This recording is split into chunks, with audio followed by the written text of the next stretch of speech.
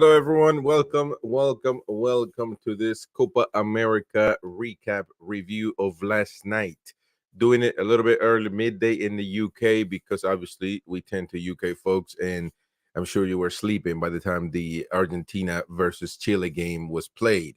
Well, you didn't miss much other than Argentina won 1-0. It was a draw game. It was a game that was going 0-0 until a halftime, and I was a little bit worried because obviously I'm a Peru guy, and to say the least, it worries me when because we lost the game against Canada, and that was an unfortunate situation to say the least. Let me know in the comment section what you think.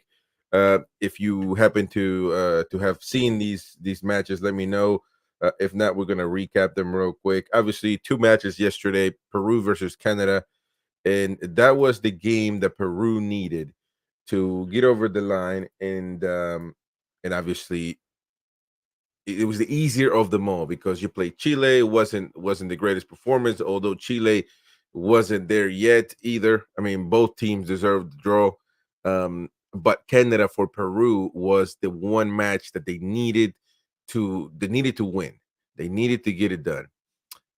And to be honest with you, for the most part, the majority of time, Peru was the better of them all.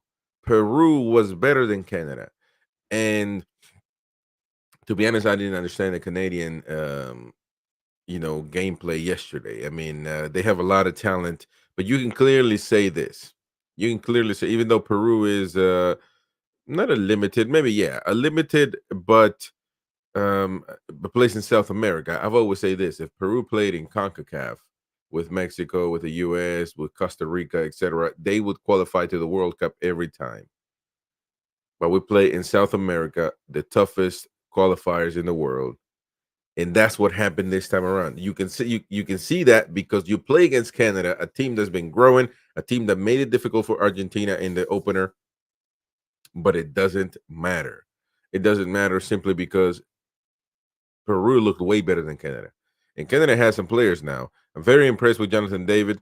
Really impressed with Alfonso Davies, who usually plays the left back, but now he's been playing left winger for Canada. Really impressed. Not really. I've been really impressed with Kone, but not in this match in particular. Bombito as well, nice lad. But regardless, Canada wasn't enough for Peru.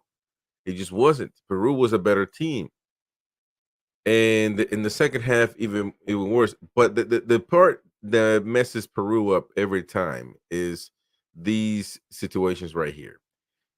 Araujo red card, and it messes up the whole entire game plan because now you have to play with one less man, and that is the part that Peru always lacks of. The part that all these players, for the history of Peruvian history, they've always lacked of this because they just have zero zero mentality, tough mentality to say, you know what, I cannot get myself um sent off. I have to keep going. I have to be mentally brave. Earlier in the game, it was Marcos Lopez that head butted somebody. I believe he head butted, if I'm not mistaken, maybe I can't remember. I don't know if it was Eustachio. He head butted somebody when you didn't need that. You didn't need to do that. You have to have the mental capacity to not do that type of stuff. And he got away with it, to be honest with you. I was so upset because I say there's no way the players are going to still, in today's world, they're going to still the better let the opponent get the better of them. I just don't understand it. And then in the second half with Araujo, I will actually say that it was, some people might say that it wasn't, some people might say that it was a red card. It was a follow through. He stepped on him. It's one of those plays. I mean, what could he have done? He can't take his foot away. He followed through and was able to hit him around the shin with it. Um, the commentators were saying that's a red card all day. Well, it was simply the follow through. But he got a red card, and immediately the game changed. Immediately the game changed. Even then, though, which is crazy, Peru were still attacking. And that's what on a counterattack, some people are gonna say, why was he attacking? Why was he still going forward? Uh well, that definitely impacted the game for Peru because they were left open in the back, and unfortunately, I mean, you got Canada, the big fast players in a counterattack. It was impossible. Jonathan David puts it in, scores, and that's all she wrote. And that is all she wrote. Um, Peru were having that opportunity. They were still going, but they make changes that at the end though everybody seemed tired. They couldn't run anymore. It was really hot over in Kansas City. We have to admit that it's really hot here in the US at the moment. So that's happening. But yeah, I mean it was just not enough for Peru. And we'll talk about the standings here in a minute, because that complicated things very much because the next match for Peru is Argentina, and obviously that's going to be a very very tough matchup. Although Argentina pretty much qualified already because they won against Chile, and that's the match that we need to be going to at this moment in time. And then we're going to look at how the standings is looking in the matchups of today. So you go to Chile, Argentina. It was a pretty. The match was 0-0 after halftime, but however, Argentina ended up finding the spot, and I will say this: Argentina, man, they have just a lot of all stars and a lot of players that can get the job done. It's unbelievable. It's really unbelievable. Even when they're not performing well or they can have a night off. I mean, I'm not saying necessarily that that's what happened this time around, but even when that happens, they got look at that lineup. Emiliano Martinez, I don't really care for him.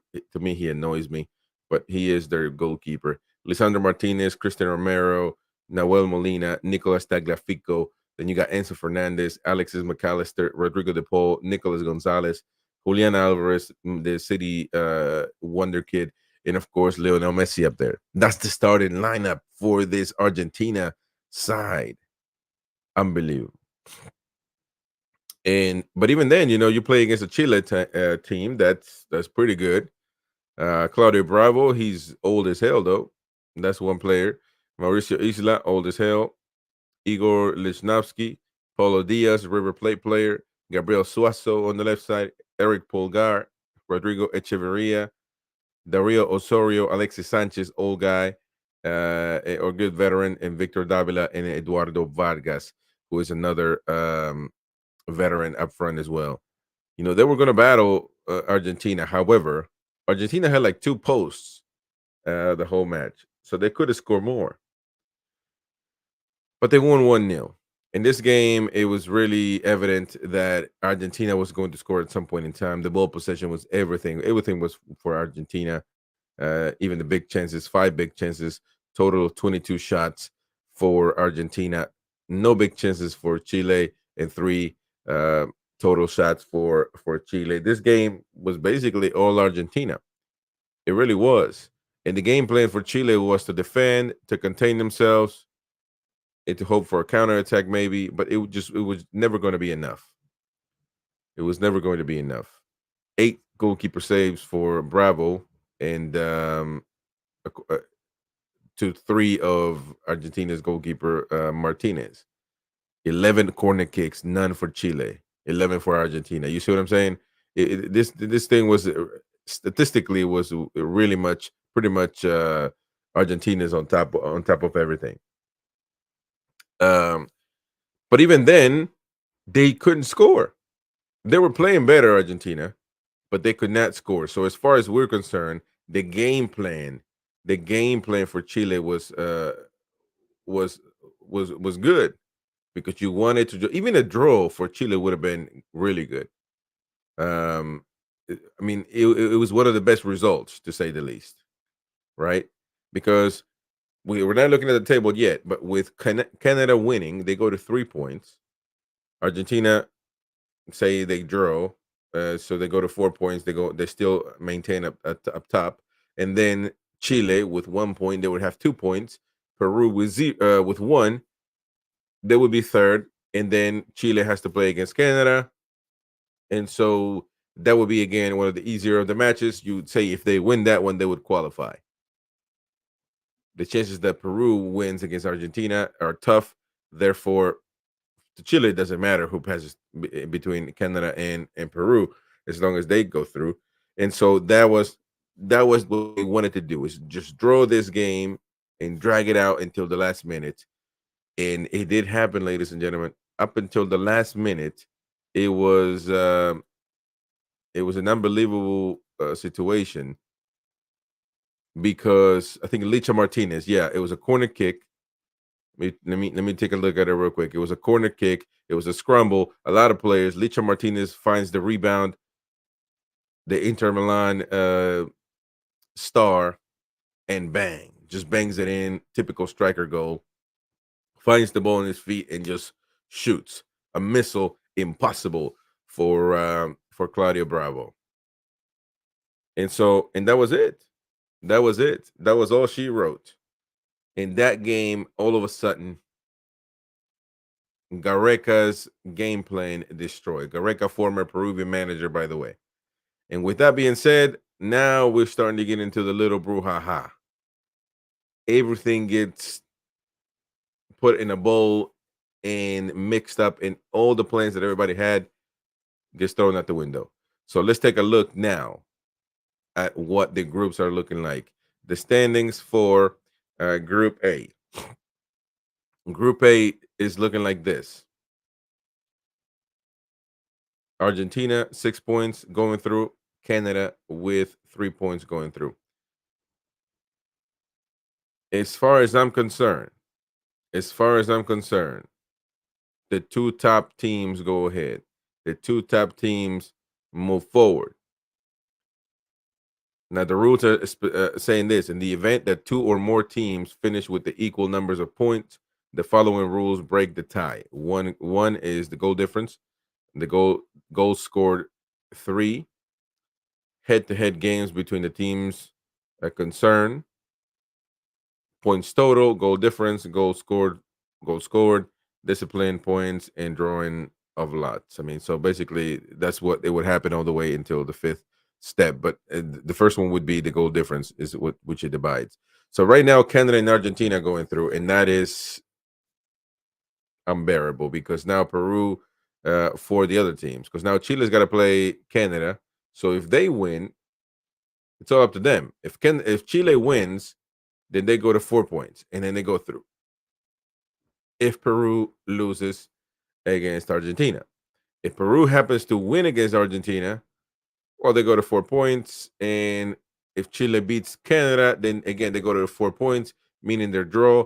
And then the goal difference would be, which by the way, they got the same goal difference too. They got the same goal difference, so they would go to goals scored. Peru has none, haven't scored once. Chile hadn't scored once. So they got the same. So they would go to head to head between games. They drew as well. So they would go to points total. They got the same points. Goal difference, goal scored, and all. So look, they might even have to go to drawing of lots, because Chile and Peru, unless in the final game, they scored more and all that, But as far as right now, Canada and Argentina looking good. Nobody ever thought that Canada was going to go through, but that's what it seems like it's going to happen anyway. Now, when it comes to Group C, Venezuela, Mexico, Ecuador, Jamaica, Venezuela, and Mexico. Venezuela shocking everybody, by the way, going through as far as right now. Uruguay, USA, Panama, and Bolivia. By the way, tomorrow we got the USA watch along on this channel, so stay tuned for that.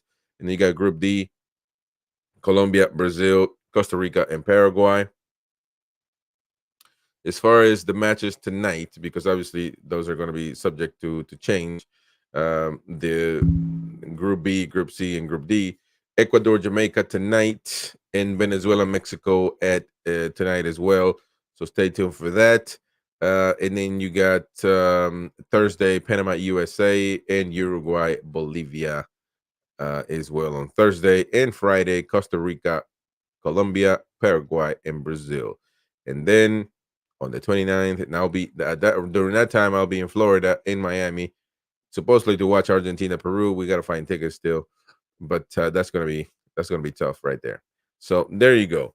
That's what you're dealing with right now in this point in time in the Copa America. Tough matches right now in the Group A. Tough for Chile, tough for Peru. But if they want to move forward, they have to win, and we'll see what happens with that. Thank you so much for watching. We will see you on the next one. Bye bye.